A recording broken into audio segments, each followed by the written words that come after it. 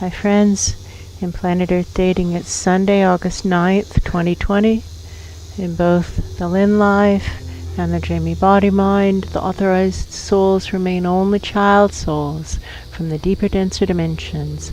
And all other souls from all other dimensions, as long as the souls are already living by the many search for truth rules already given to the search for truth community by wiser minds above all of us.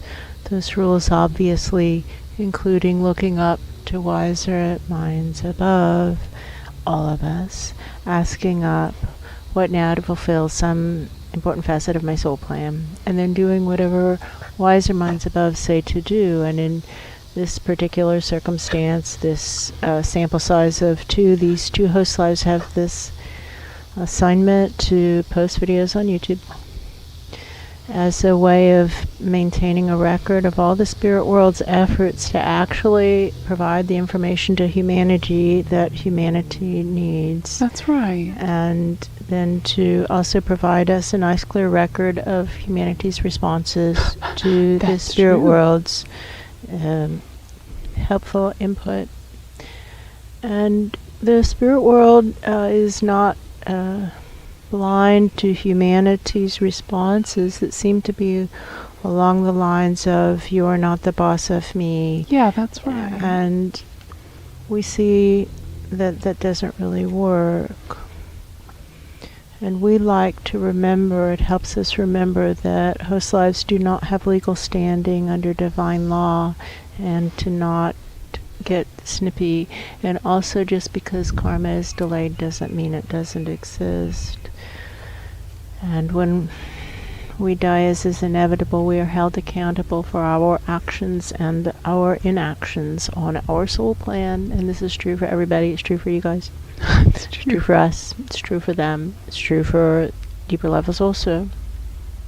So in trying to come up with a filming assignment today, we think it's about war and peace. We think that we've been receiving a lot of messages about the Gettysburg Address. That's right. Over the past 6 months, and we have not paused to consider the actual literal warning of literally being warned about civil war in this country. That's right.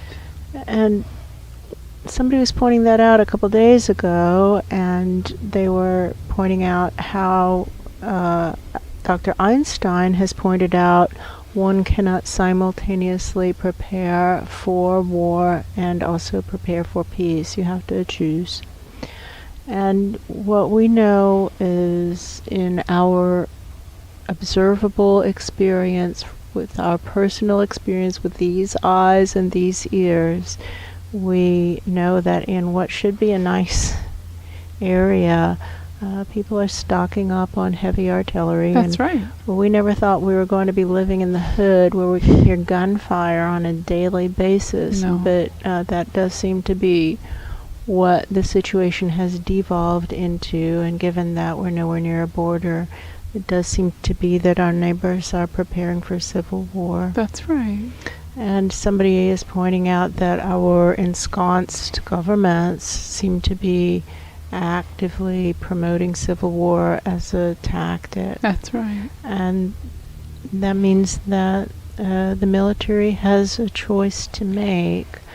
And now we see that we're coming up on an election, and everybody seems to be expecting it to be a contested election, and that there are going to be multiple states that will be battleground states.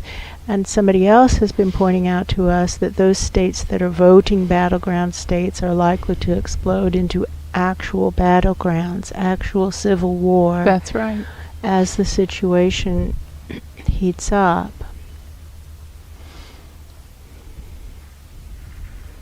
So then this situation brings a question to each of us then. How do each of us prepare for such a situation as the possibility of impending civil war? And the instructions from above are to not make it worse. Don't meet violence with violence. Don't answer violence with violence. To be a presence for peace. And they were pointing out in a message, they sent us the message, this Ed McCurdy song that he wrote in 1950. Last night I had the strangest dream I've ever had before. I dreamed the world had all agreed to put an end to war. I dreamed I saw a mighty room. The room was filled with men. And the paper they were signing said they'd never fight again. And when the paper was all signed and 1,000,000 copies made, they all joined hands and bowed their heads, and grateful prayers were prayed.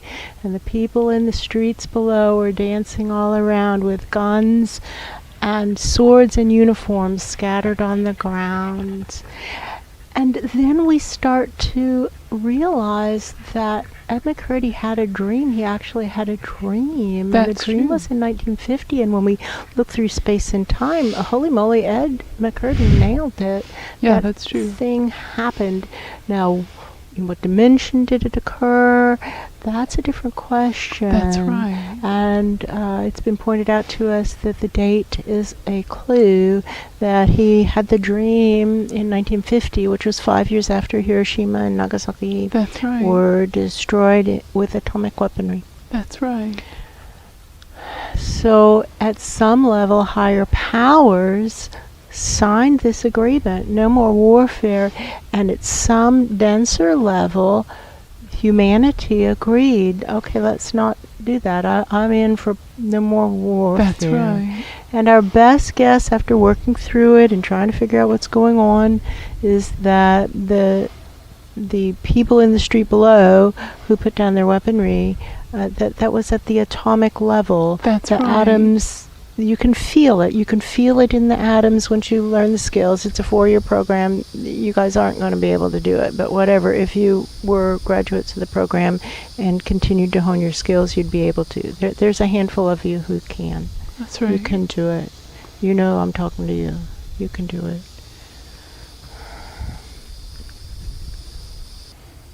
If higher powers thought that that was good enough, then they might have checked off that box as complete. That now the atoms agree, no more war. That was too bad. We're done. We'll put an end to war. No more fighting. 1,000,000 copies made. All the guardian angelhood agrees. And they would think now the foundation for life is peace. That's right. And they might check off that box as complete, thinking it will percolate up. That's right. And then we were pointed to John Denver's peace poem, That's right. which is, there's a name for war and killing. There's a name for giving in when you know another answer. For me, the name is sin. But there's still time to turn around and make all hatred cease. Now, this was before 1982 or 1983 when we saw a performance of it. That's right. And give another name to living. We could call it peace. And peace would be the road we walk, each step along the way. And peace would be the way we work. And peace the way we play. And in all we see that's different. And in all the things we know, peace would be the way we look. And peace the way we grow. And we think that the guardian angels really thought that was going to happen. Yeah, that's right. But when we look at what's happening, that we can actually observe with our eyes and ears what's happening in this dimension, is that people are preparing for war. That's right. And if we look at the United States as a whole, the United States is the predominant war machine on planet Earth. 70% of the budget, one way or another, goes to war or veterans of That's war. right. 70% of the budget goes to war, veterans of war, and spin-off programs. When you add it all up, as a CPA might do, for example, it's 70%. So, and at any point in time, the U.S. has more than 80 military operations going on, many of them clandestine, and these are being carried out in other sovereign nations. That's right. So we're, as a country, racking up a lot of bad karma, and maybe as a country our time has come and gone. Maybe we've become a negative influence on the planet, and that's really sad. Yeah, and that's kind of true. heartbreaking, and we would like for that to not be the case, but maybe it is the case, in which case maybe this is a gift to have the U.S. destroy itself in civil war.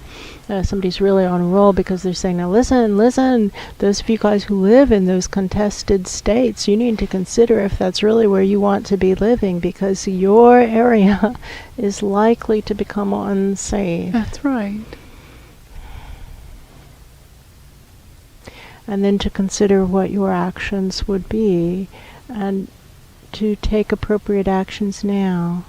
And the time is upon each of us to consider what actions we want to take anyway, because we're destroying all life on Earth, this human society, this species of humanity. And this society of North America is leading the parade of destruction. That's right. Normally there's 12 named storms in a hurricane season, and this year they're projecting 19 to 25 of them, and the NOAA doesn't even mention climate change in their explanation. Their long article explaining all these anomalies, and they're not even talking about climate change. No. And it's possible that this month there's not going to be Arctic sea ice. That time is going to come, and the sea ice is melting really fast this year, and there's less sea ice right now than there has been at any other August 9th point in our history for the last however many, I don't remember how many years it is, I apologize. Many hundreds of thousands, maybe, possibly.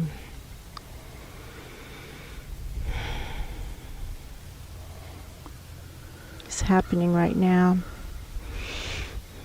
So maybe the U.S. has racked up enough bad karma with our polluting ways and our destroying ways, and maybe it's time for us to stop racking up bad karma. And we see the point of that, and we're still sad. That's true.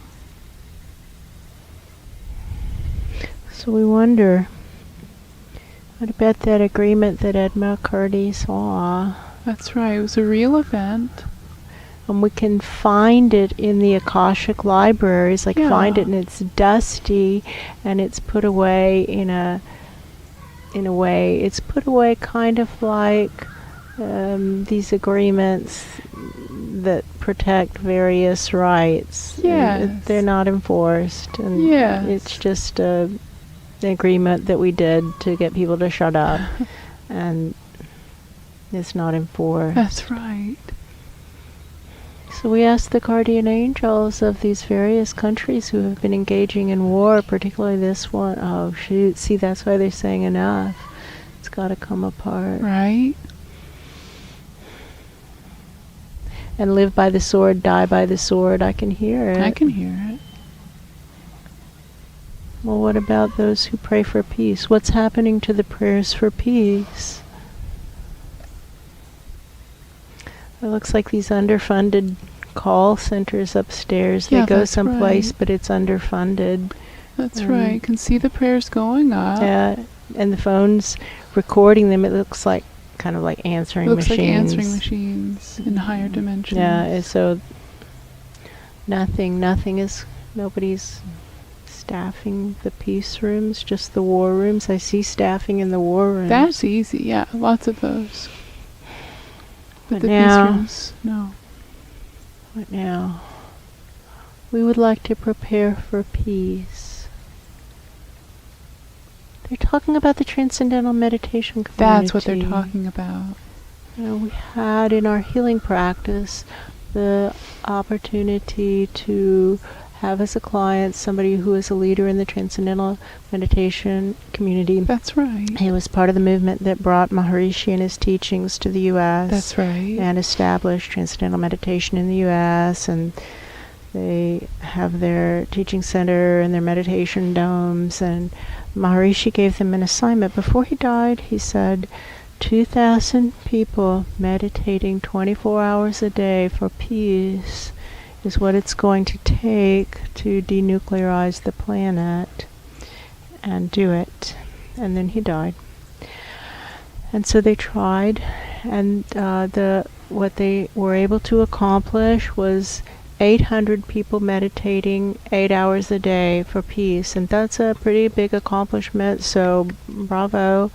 But it's different than 2,000 people praying 24 hours a day. That's true. And we could do the math and figure it out, but it's a small percentage. So simplifying with fractions, that's 2/15 of the assignment. It's not enough. It's better than 1/10 of the assignment. It's like 1/7.5 of the assignment. So that's not close enough. It's not good enough, and we can see that quite clearly in how things are playing out. So this was coming up in a client session, and the guardian angels for the client were saying, "Get on the stick, man. This isn't done." And he said, "Oh no, we've declared it complete. The mission has been accomplished." And the angels had quite a freak out, and they were saying, "There are 17,000 armed and dangerous nuclear warheads on the planet. How can you say it's completed?" He did not take it well. No. But we think their point is valid. Yeah. So, Transcendental Meditation Community checked off the box as complete, and it seems to be that that's what the Guardian Angelhood has done also. Check off the box as complete. And how are we, each of us in our own lives, checking off boxes as complete that aren't complete? And to not be judgmental, but to consider how we all have this error really solidly inside of us. And still, when we shuffle off this mortal coil, as is inevitable, each of us is held accountable for our soul claim, for our actions and inactions.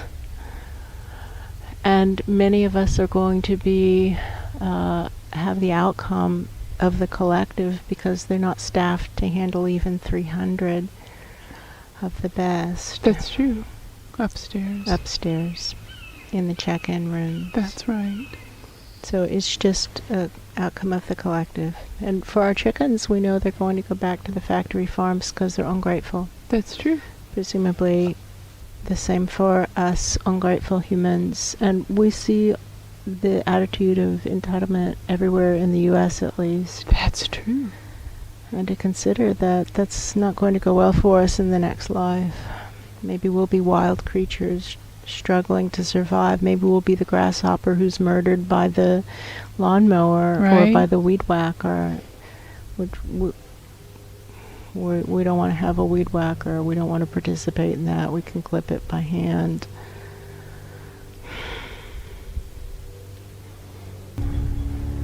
So to summarize what I think you guys are saying, you're saying, don't participate, don't answer violence with violence. If you're in a battleground state, assume that trouble is coming to where you live, and consider if you want to relocate to a safer area, and to really form a plan, and to not be caught flat-footed. And we know that it's very helpful to think through potential threats and risks, and if something happens, then what can we do to adjust?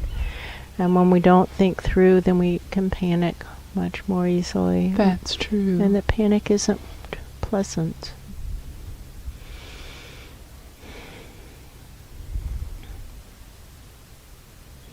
And to take the long view, and to remember that we're eternal presences, and that this too shall pass, and all things shall pass, and that in the end, everyone wears white hats, and it's true that we seem to have fallen into a black hole of corruption, but the day will come when that hole is turned inside out, and life begins again. And we know that to be true. And to not become part of the problem is the biggest challenge of our times. And we all are a part of the problem. Everybody that's listening to this, listen, we are all a part of the problem. Like, have you measured your carbon footprint? And then try to get to zero personally. And really try to get to zero personally, which we're trying to do here. And it is so much harder than it looks. That is true.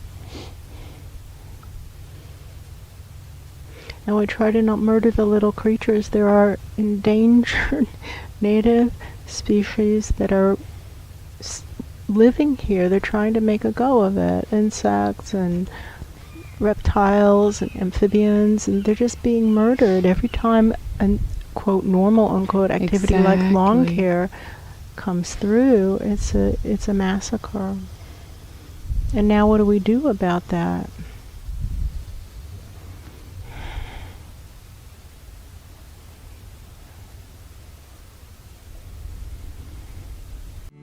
I dreamed the world had all agreed to put